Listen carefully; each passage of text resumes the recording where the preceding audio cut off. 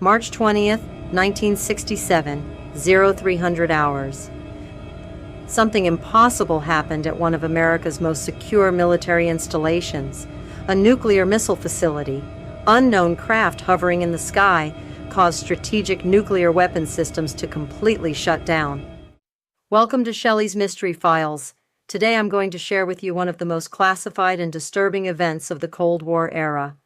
The incident that occurred on March 20th, 1967, at Malmstrom Air Force Base in Montana completely disabled America's nuclear deterrent capability for 24 hours.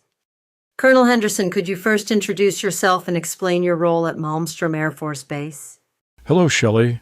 I'm retired Colonel James Henderson, 67 years old, and I served in the U.S. Air Force for 28 years. In 1967, I was Deputy Wing Commander at Malmstrom Air Force Base, responsible for strategic nuclear missile operations. The base had 150 Minuteman I intercontinental ballistic missiles and carried critical strategic importance during the Cold War.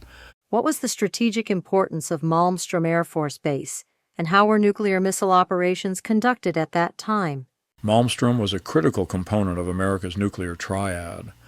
150 Minuteman missiles were distributed across 10 different flights, each flight containing 15 missiles.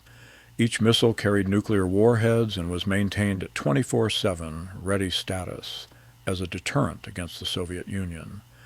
Command and control systems were extremely sophisticated and protected with multiple security layers. What was your duty assignment that night, March 20th, 1967, and what were the initial conditions?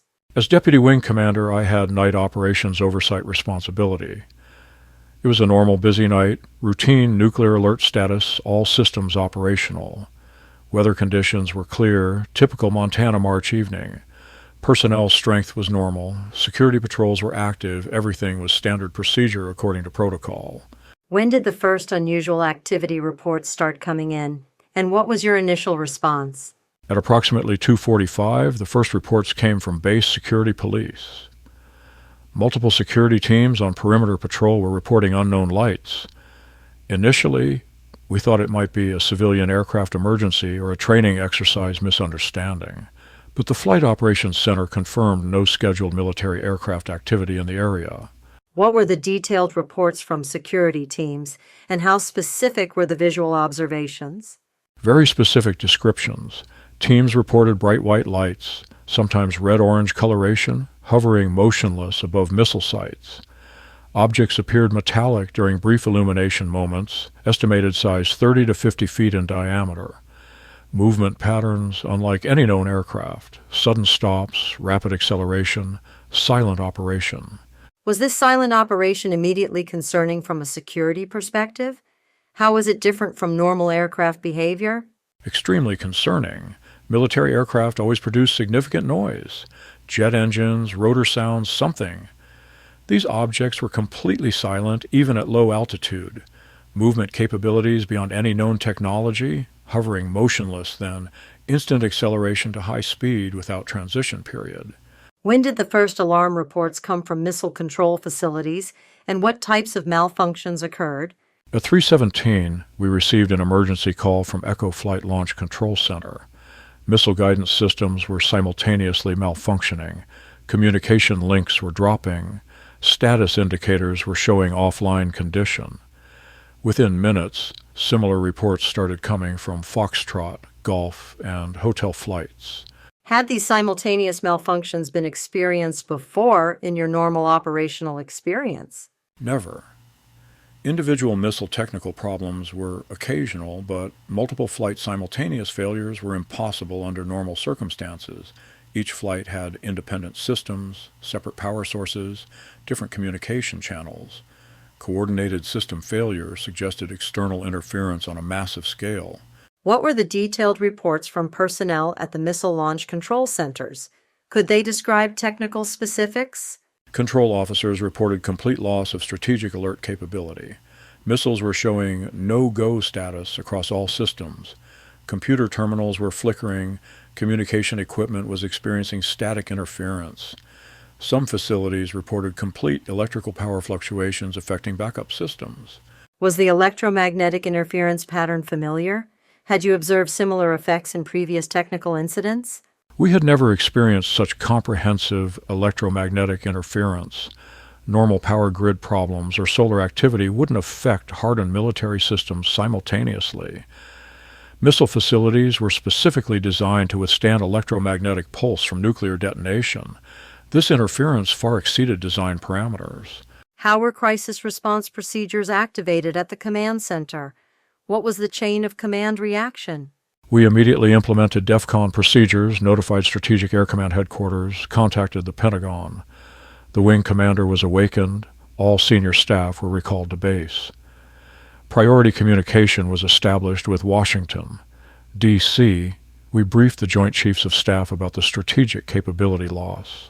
What was the initial reaction from the Pentagon, and what were the immediate orders? Shock and disbelief initially.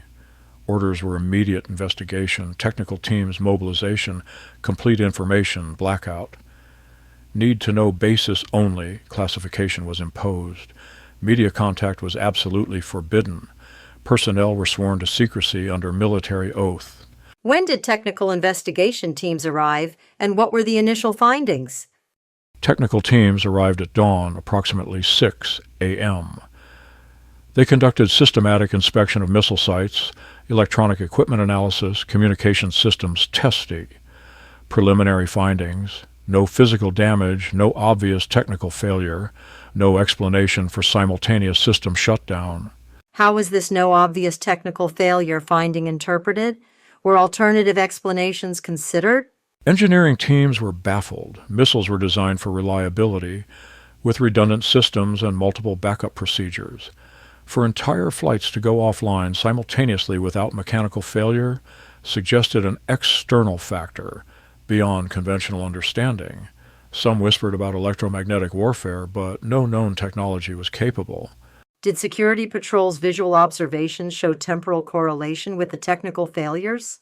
Perfect correlation. Teams reported objects hovering directly above missile sites exactly during system failures. As objects departed specific areas, those missile systems gradually restored functionality. The pattern was clear but inexplicable by conventional means. What were the object's departure patterns and timeline? Was it systematic withdrawal? Very systematic. Objects departed sequentially, not randomly. Started with Echo Flight Area, then Foxtrot, Golf, Hotel. Each departure was followed by gradual system restoration in that specific area, like methodical survey completion rather than random activity. How did the system restoration process proceed? Was it automatic, or did it require manual intervention? Gradual automatic restoration, no manual intervention was required, systems self-restored to operational status. But the timing was suspicious. Restoration occurred precisely after object departure from each area, too coincidental for random technical recovery. Were missile guidance systems completely restored, or did lingering effects continue? Complete restoration eventually, but some systems required recalibration. Computer memory banks showed minor data corruption. Timing circuits needed adjustment. Nothing permanent, but clear evidence of electromagnetic interference at the component level. What was the total duration of this incident, and how many missiles were affected? Total incident duration was approximately 6 hours, from first sighting at 2:45 to final system restoration at 8:30. A total of 48 missiles across 4 different flights were affected. Nearly 1/3 of our strategic nuclear capability was temporarily offline. In the Cold War context, how are the strategic implications of this capability loss assessed? Catastrophic vulnerability exposure. The Soviet Union could have detected our reduced deterrent capability through intelligence monitoring, a 6-hour window where America's nuclear response was significantly compromised. Strategic nightmare scenario for military planners. Did the possibility of Soviet intelligence awareness create concern? Were defensive measures taken? Major concern. We increased security protocols, implemented additional defensive measures, and backup communication procedures. There was fear that the incident might represent a probe of our defensive capabilities, testing response procedures, identifying vulnerabilities. How was the personnel debriefing process conducted? What was the testimony consistency? Extensive individual debriefings, sworn statements, detailed timeline reconstruction, remarkable consistency across multiple independent witnesses, security personnel, missile operators, maintenance teams, all reports corroborated timing, object descriptions, system failures. Were there discrepancies in witness testimony, or was there remarkable agreement? Remarkable agreement, minor variations in estimated object size, slight differences in color descriptions. But core facts were consistent. Objects were silent, had hovering capability, correlation with system failures, no witness contradictions on essential details. What were the official investigation conclusions, and what were the final report contents? Official conclusion, equipment malfunction, cause undetermined. The final report was classified with limited distribution, no mention of visual sightings, no correlation acknowledged between objects and system failures. A sanitized version was created for record keeping. How was this sanitized reporting decision justified by senior command? National security considerations, public panic prevention, maintaining nuclear deterrent credibility. Admission that unknown objects could disable strategic weapons would undermine deterrent effectiveness, encourage enemy action, create domestic unrest. Were personnel given long-term secrecy orders? Were career implications discussed? Sworn secrecy under the Espionage Act, career termination threats for unauthorized disclosure. Personnel were reminded of security clearance requirements and family security concerns. Very clear message.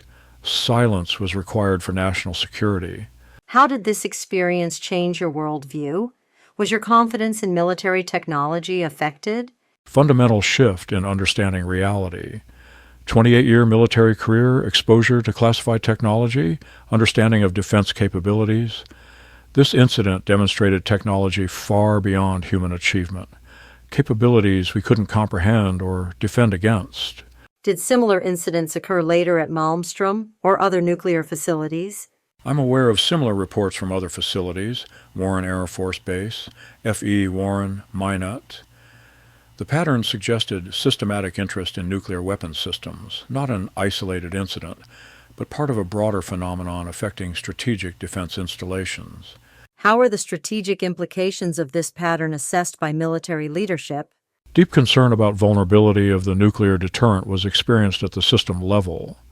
Emergency meetings were organized at the Pentagon. Crisis assessment was conducted at the Joint Chiefs of Staff level. If unknown intelligence could disable strategic weapons at will, the entire Cold War mutual, assured destruction doctrine was fundamentally challenged. This situation called into question America's global deterrent credibility. Strategic planners were forced to acknowledge that our most advanced defense systems were vulnerable to technology we couldn't understand or counteract. This led to massive budget allocations for enhanced security measures, development of completely new detection systems, and highly classified research programs into electromagnetic warfare capabilities. Nuclear strategy revision meetings began to be conducted on a monthly basis. Were the enhanced security measures effective in subsequent monitoring? Were additional protections implemented? A comprehensive security overhaul was implemented. New advanced radar systems were installed for perimeter detection. Sophisticated electromagnetic monitoring equipment was deployed around missile sites. Additional armed security patrols were doubled in frequency. Hardened communication systems were installed. Backup power systems were upgraded. Electromagnetic shielding was enhanced at all critical facilities. But the fundamental question remained that haunted every briefing. How do you defend against technology you don't understand, capabilities you can't predict? Enhanced measures provided psychological comfort for senior command more than actual protection. We were essentially installing better locks while not understanding how intruders were getting through walls. Regular drills were conducted, but exercises always assumed conventional threats. We could never adequately prepare for silent, invisible technology that disabled systems without physical contact. How did you make your disclosure decision after retirement? What were the timing considerations? The decision came after years of internal struggle and moral wrestling. Age factor was significant. At 67, I have limited time remaining to share historical truth. National Security Statute of Limitations on many classifications has expired, Legal risk has reduced considerably. Watching changing public awareness, the government's gradual acknowledgement of UFO phenomena through official channels, I realized the disclosure climate was shifting. The younger generation deserves truth about government capabilities and limitations, understanding that even our most advanced systems are vulnerable to unknown forces. The Cold War ended decades ago. The Soviet threat has diminished. Some classifications are becoming less relevant for the current national security environment. Personal factor was also important. Grandchildren asking about my military service, wanting honest answers about what I experienced. I consulted with military lawyers about legal implications, researched what previously classified information is now in the public domain. I decided historical truth was more important than continued silence. Did you have the opportunity to share experiences with fellow military personnel? What were their reactions? I carefully approached retired colleagues. Many had similar experiences at different times, different locations. The pattern was much broader than a single incident. Military personnel often see things they can't officially report or discuss. Does the existence of this broader pattern suggest systematic monitoring of nuclear facilities? Absolutely. Too many similar incidents, too consistent patterns for coincidence. It suggests ongoing interest in human nuclear capabilities, systematic monitoring of strategic defense installations, possibly assessment of our technological advancement. Does the development of nuclear weapons technology show correlation with this type of incidents? Possible correlation. Incidents seem to increase during periods of nuclear technology advancement, new weapons deployment, strategic capability expansion. Like observation of our nuclear program evolution, monitoring technological progress. What is your advice to current nuclear security personnel for this type of incidents? Document everything, maintain professional objectivity, follow reporting procedures, don't let unexplained phenomena compromise mission readiness. Truth emerges eventually, but duty to national security comes first. Professional integrity is essential. Has technology advancement since 1967 improved defensive capabilities against similar threats? Advanced detection systems, better electromagnetic shielding, improved communication protocols, but the fundamental challenge remains, defending against technology beyond current understanding. We've improved, but they may have improved more. Do you have any insight about the future timeline of the declassification process?